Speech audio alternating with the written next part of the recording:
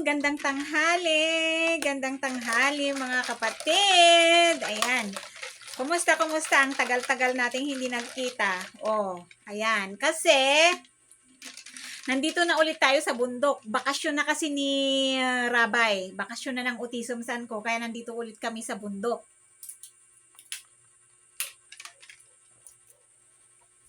Tsaka na kami ulit babalik doon sa city kapag pasukan na.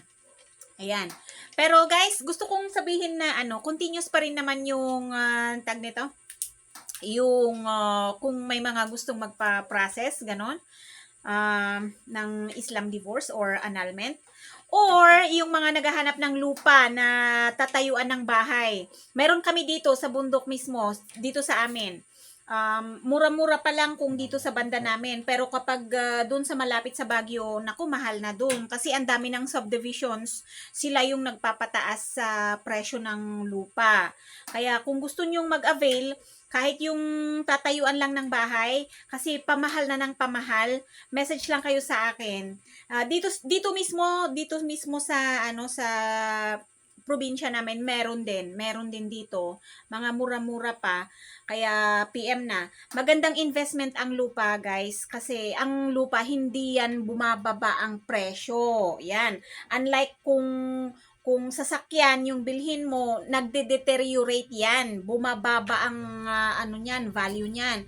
Pero kapag lupa, hindi yan bababa. Tataas at tataas yan.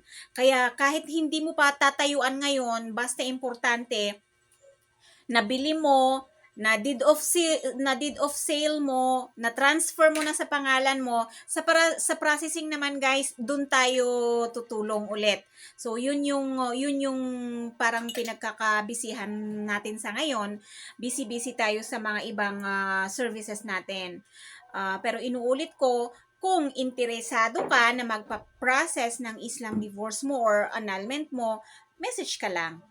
Yun. Kasi tuloy-tuloy pa rin naman yung pakikipag-ugnayan natin sa Mindanao. Kasi doon naman talaga napaprocess yan.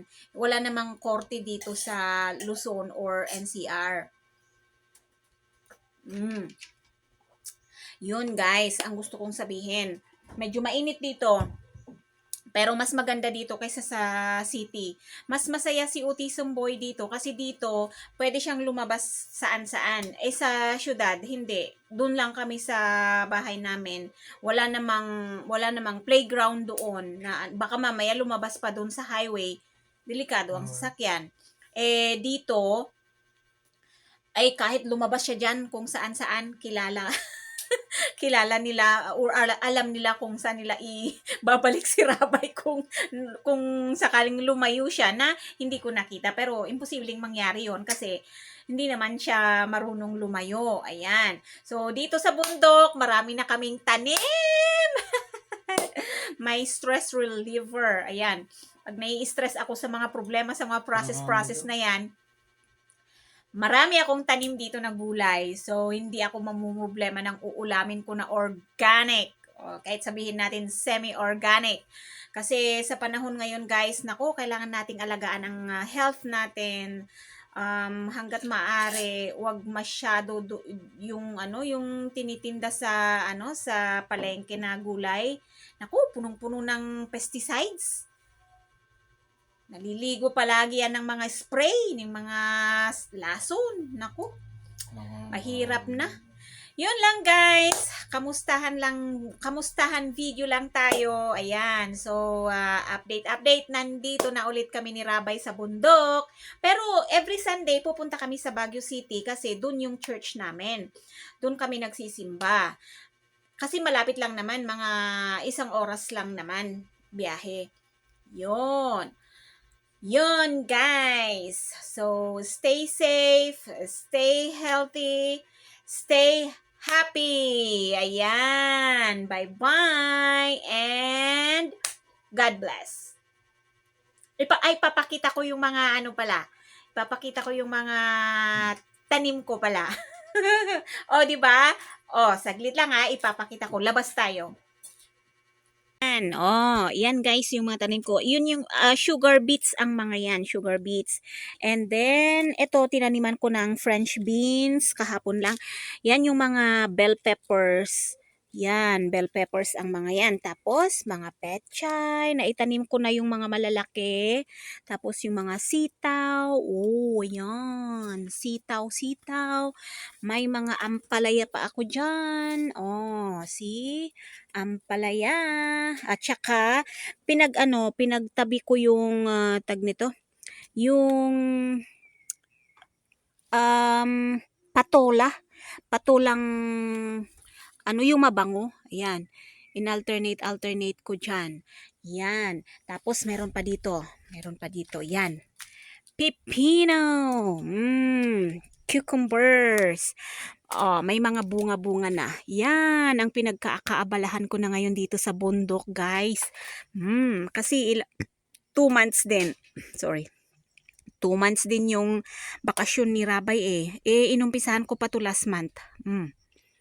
So, tapos ito naman mga green peas. Green peas.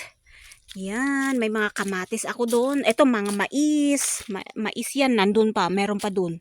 Meron pa doon ang mais. Tapos mga kamatis. Yan, mga kamatis ang mga yan. Yan. So, may mga okra pa doon. Ayan, puntahan natin. Ayan, mga okra. Lumalaki na. Mga mais.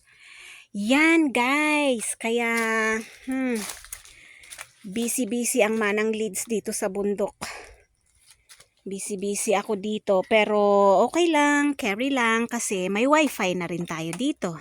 So, if you wanna call me, just call me anytime. Hindi tayo mamumroblema sa internet kasi naka-wifi na tayo. Maliban kung brown out.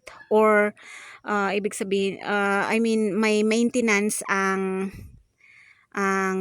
wifi yun. Pero bihira naman yun. Okay? So, thank you so much once again. Thank you for watching. Abangan nyo kasi palagi na kayong maa-update sa mga pananim ko dito. Ay, iba na kasi kapag tumatanda, guys. Iba na yung gusto natin. Gusto natin yung sa probinsya na lang tayo, ganun. Kung ano-ano na lang yung itatanim na kakainin mo rin, ganun. Yun. So, thank you. Bye-bye na talaga. Ingat.